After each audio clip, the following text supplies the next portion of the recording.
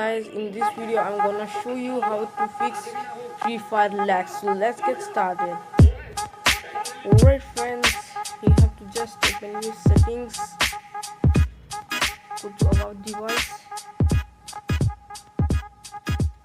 So you have to just update your phone. So I have already updated my phone.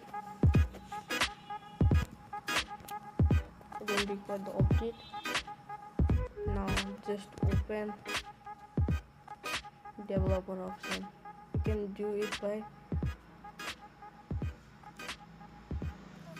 simply clicking the build number. So here's the build number. You have to just click it for 8 times. You go to developer option, search for hardware accelerated rendering. Click on it. You can see this one. Click on it and click. If you like the video, then like and subscribe to the channel and hit the bell icon on the YouTube.